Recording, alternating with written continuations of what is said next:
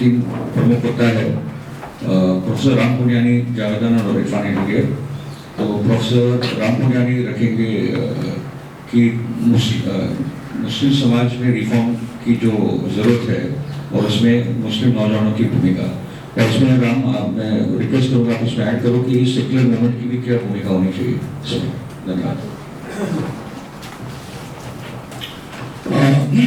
प्रिय दोस्तों, पहले तो मैं संयोजकों को बहुत मुबारकबाद देता हूँ कि आज एक ऐसी चीज़ की शुरुआत कर रहे हैं जिस चीज़ की शुरुआत बहुत पहले होनी चाहिए थी और जो आज समाज में बहुत ज़रूरी है। इस सेक्युलर मूवमेंट से मेरा संबंध थोड़ा पुराना है और जो इरफान इंजीनियर के पिता के रूप में जाने जाते हैं वो मेरे भी उतने करीबी थे और उनके पूरे अध्ययन का भी ये निचोड़ था कि मुस्लिम समाज में भी एक अम्बेडकर की ज़रूरत है जो समाज में बदलाव लाए। अब खैर ज़्यादा वक्त मैं नहीं लूँगा क्योंकि काफ़ी चीज़ें आप जानते भी होंगे और थोड़ा इसका बैकग्राउंड थोड़े से में मैं अगर 5-1 मिनट लेके बता दूँ कि भारतीय मुस्लिम समाज की जो विशेषता है और आज जिस प्रकार से उनको निशाना बनाया जाता है, तो 2 प्रकार के सवाल हैं। एक बाहर से निशाना बनाया जा रहा है और एक अंदर से हमारे में बिखराव है। और हमारे यानी मैं अपने आप को मेरे को एक बार जावेद से आनंद कहा था कि भाई मैं तो मुसलमान नहीं हूँ, मुझे इसमें क्यों रख रहे हो। बोले तुम ऑनरेरी मुस्लिम हो, उसके आधार से कभी मैं अपना कह के बोलूँ तो उसको माफ़ कीजिएगा। तो समाज के बीच में जो समस्याएं हैं वो काफ़ी गहरी हैं। मुख्य रूप से होता यह है कि जैसे समाज लोकतांत्रिक डेमोक्रेटिक होता है, सेकुलरिज्म धर्मनिरपेक्षता की वैल्यूज मजबूत होती हैं और भारत में समहाउ जो मैं इसमें मुस्लिम समाज को माफ़ नहीं करना चाहता, पर हुआ ये है कि 1857 की लड़ाई के बाद से सबसे पहले अंग्रेज़ों ने मुसलमानों को टारगेट किया। उनको लगा कि 1857 की जो क्रांति है इसकी लीडरशिप मुसलमानों के हाथ में थी, ये उसके लिए जिम्मेदार हैं, ये हमारे विरोधी हैं, इसके लिए उन्होंने एक टारगेट किया। और उसके बाद जो आज लोगों की मेमोरी में है, कई अच्छे स्कॉलर भी इस बात को कहते हैं कि मुसलमानों ने 3 गलतियां की, एक पार्टीशन, दूसरा शाहबानो, तीसरा बाबरी मस्जिद के समय ये। पर वो जब पार्टीशन की भी बात करते हैं उसको मुसलमानों से जोड़ते हैं, मैं थोड़ा उससे विरोध करता हूँ क्योंकि पार्टीशन के लिए मुसलमानों को जब जिम्मेदार ठहराया जाता है तो मोहम्मद अली जिन्ना मुस्लिम लीग को सामने रखा जाता है। पर मैंने जब थोड़ा सा गहराई में अध्ययन किया तो मुझे पता चला कि मुसलमानों का ज़्यादा प्रतिनिधित्व, ज़्यादा रिप्रेजेंटेशन मुस्लिम लीग में नहीं है। सर, मोबाइल इसके भी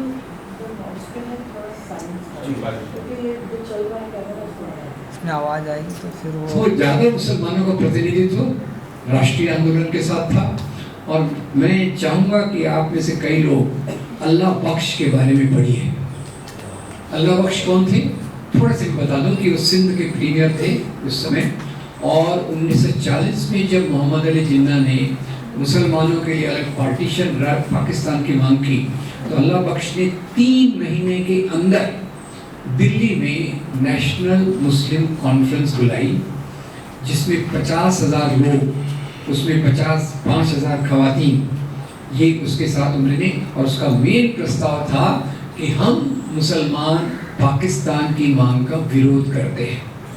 तो ये बात उस दिन में एक सामाजिक कार्यकर्ता हैं, बहुत अच्छे दोस्त हैं, उन्होंने कहा ये मुसलमानों की गलती हुई है। तो पहली बात तो ये मुसलमानों की गलती नहीं है, पार्टीशन के पीछे कुछ और कारण है। फिर उसके बाद जो पार्टीशन के आधार पे दूसरी बातों को रखा गया और उसमें एक लंबी चीज़ हुई कि शायद मेरा मोबाइल बज रहा होगा, मैं माफ़ी चाहता हूँ, मैंने साइलेंट तो किया था।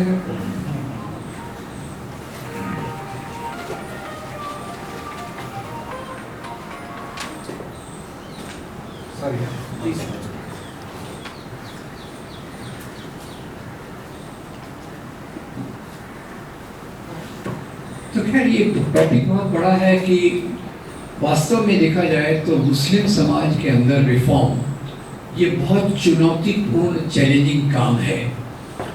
जब समाज डरा हुआ नहीं होता तो भी सुधार की बात मुश्किल होती है। और पिछले 50-60 साल में, 70 साल में जिस चीज़ों का हमने अध्ययन किया है, सांप्रदायिक दंगों का, उसके बाद फिर आपने देखा होगा वो सीरीज ऑफ बॉम्ब ब्लास्ट 2006 से 2008 के बीच में, जिसमें करने वाला कोई और, पकड़े जाने वाला कोई और।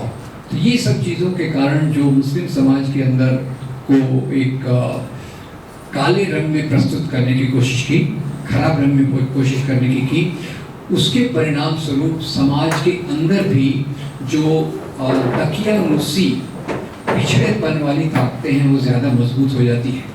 अब हम जब सेकुलरिज्म की बात करते हैं तो सेकुलरिज्म का मतलब तो एक बात होता है कि सेकुलरिज्म ज़्यादातर डेमोक्रेसी, लोकशाही के साथ चलता है, इसमें कोई शक नहीं है कि लोकशाही होती है, उसी के साथ साथ डेमोक्रेसी आती है। और हमारी लोकशाही जो आई, जिस भी रूप में आई, उसमें एक तरफ तो पाकिस्तान के बनने के कारण और दूसरी तरफ यहाँ जो सांप्रदायिक ताकत थी वो चुपचाप हाशिए में खड़े रहकर महीने में 30 दिन, साल में 12 महीने लगातार काम करती रही। तो इसलिए असगर अली साहब का मैं कई बार मजाक करता था, उनको तो अल्टरनेट नोबेल प्राइज़ मिला था, तो बधाई देते समय मैंने उनको मुबारकबाद पे ये भी कहा कि आपका हाल तो ये है कि मर्ज बढ़ता ही गया जो दवा की हमने। आप जितना काम कर रहे हैं, एक तरफ आपका काम बहुत असरदार है, बहुत अच्छा है, बहुत ज़रूरी है, पर उसी के साथ साथ समाज में सेकुलरिज्म पर अटैक उतना ही बढ़ रहा है। अब आज की हालत क्या बताऊं, तो आज जैसे एक चीज़ मैं खास तौर से बताना चाहता हूं कि नेहरू ने एक बार जो सपना देखा था, भाखड़ा नंगल बांध का उद्घाटन कर रहे थे, तो भाखड़ा नंगल बांध का उद्घाटन करते समय उन्होंने कहा ये जो बांध है, और उसमें मैं ऐड करता हूँ ब्रैकेट में, ये जो बांध है, ये जो यूनिवर्सिटीज़ हैं, ये जो फैक्ट्रीज़ हैं, ये विज्ञान के जो प्रमोशन की जगह हैं, ये आधुनिक भारत के पूजा के स्थान हैं। These are the temples of modern India। 1980 के बाद मामला बदल गया, बोले हमारे पूजा के स्थान तो मस्जिदों के नीचे हैं। पहले बोले एक मस्जिद दे दो, फिर बोले 3 मस्जिद दे दो तो मान जाएंगे। तो अभी तो बड़े बड़े आरएसएस के जो सर संघचालक को कहना पड़ गया भैया बस बंद करो। अब इसके बाद हम खुदाई का काम, जो उनको एक बड़ी कंपनी खड़ी की है, डिस्ट्रक्शन कंपनी, उसका काम उनको भी शायद लग रहा है कि इसको भी रोका जाना चाहिए। खैर उनके पीछे की जो मंशा है उस पर मैं नहीं जान सकता, पर मेरी समझ ये है कि इन सब चीज़ों के कारण मुसलमानों के खिलाफ जो नफरत का माहौल पैदा किया गया, औरंगजेब को लेकर, मंदिर तोड़े जाने को लेकर, जबरदस्ती से मुसलमान बनाए जाने के आधार पे 4 बीवियाँ 20 बच्चे, और फिर वो जो आतंकवाद दुनिया में से आया तालिबान, वो सब मुसलमानों के माथे पर चिपका दिया गया। और इसका एक परिणाम जो होता है, खैर सभा यहाँ मुंब्रा में काम करती है, अभी मैं उनसे बात कर रहा था कि आप देखिए कि मुंब्रा कैसे बना। मुंब्रा 1992 के पहले वहाँ की पॉपुलेशन कोई ज़्यादा नहीं थी। ये इस उनको क्या करें आप ये देखिए, मुंब्रा की पॉपुलेशन जो थी वो बहुत कम थी, मेरे ख्याल से अभी वो 15 गुना बढ़ गई है। और दूसरी बात एक मुझे याद है कि अहमदाबाद के बाद जब रिलीफ का काम है, ये गुजरात के कत्लेआम के बाद जब रिलीफ का काम हुआ था, तो रिलीफ के काम में भी वो सांप्रदायिक लोग, मुस्लिम सांप्रदायिक लोग आगे थे। तो मेरे दिमाग में एक इम्प्रेशन रह गया, मैं कई कैंप्स में गया बाद में इस प्रकार की चर्चा के लिए, तो मैंने एक नोट किया कि वहाँ घर छोटे छोटे हैं और मस्जिदें बड़ी हैं।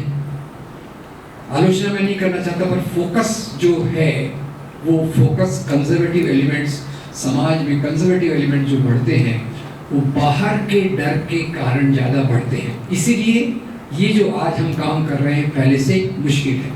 एक आखिरी निजी एक्सपीरियंस बता दूँ, IIT में काम करता था और IIT में बहुत सारे एम्प्लॉयज़ थे, मेरे बहुत अलग अलग रोल थे।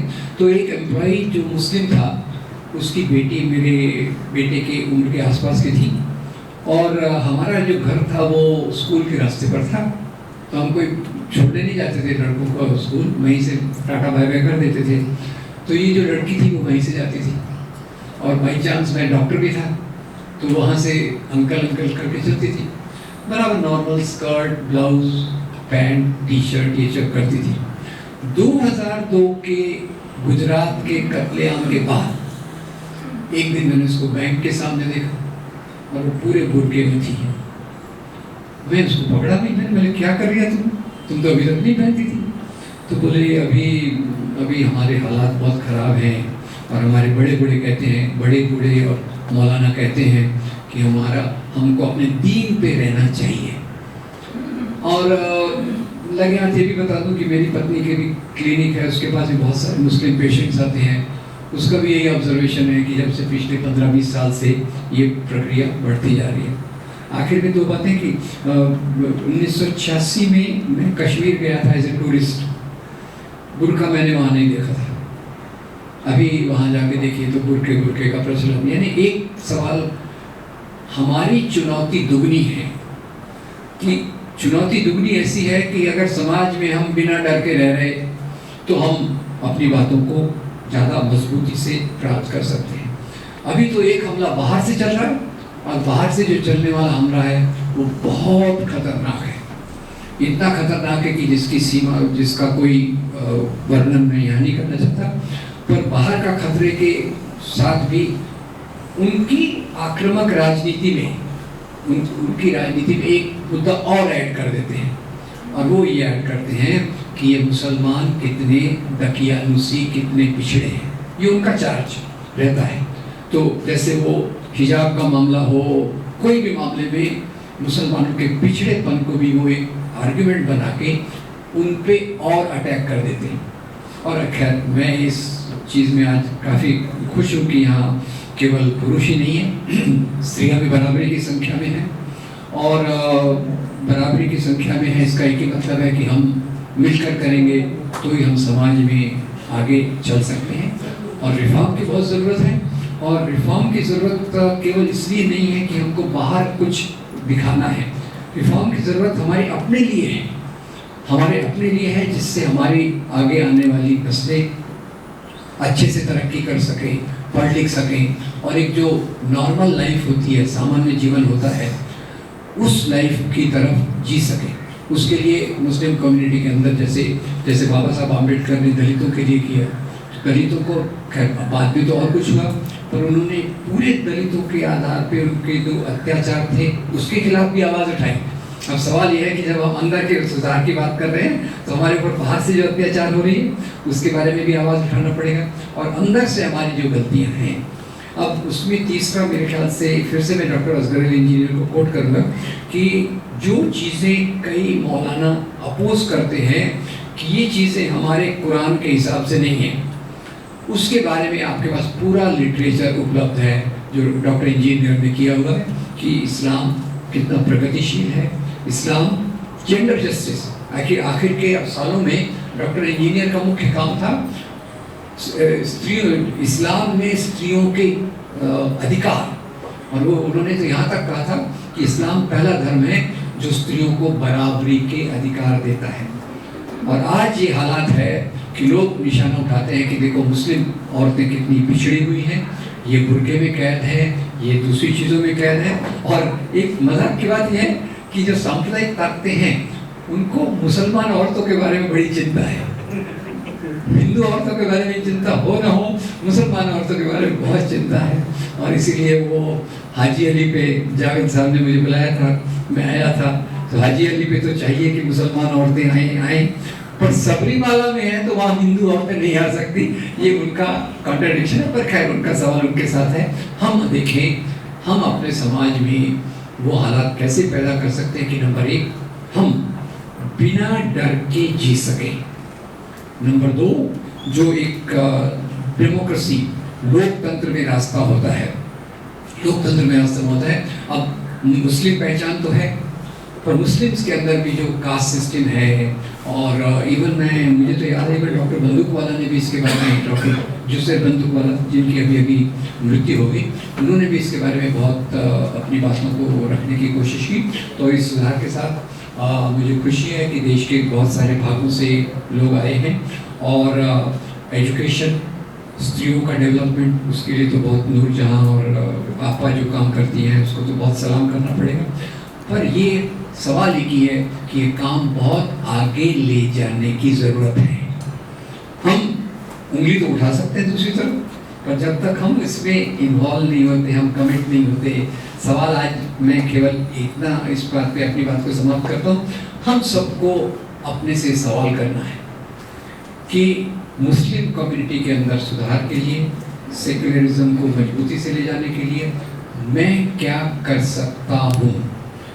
खान अब्दुल गफ्फार खान, मौलाना अबुल कलाम आज़ाद, अल्लाह बख्श, ये लोग जिन्होंने इस प्रकार की आवाज़ों को खड़ा किया, उसकी आवाज़ को मजबूत करके एक अच्छा समाज बन के एक इंसानियत के रास्ते पे चलकर हम सबकी बेहतरी का काम कैसे कर सकते हैं, ये हमारा उद्देश्य होना चाहिए। और मैं एक छोटी सी बात ये कह दूँगा कि ये बहुत अच्छा एफर्ट है, मैं अपने आप को इससे बाहर नहीं मानता।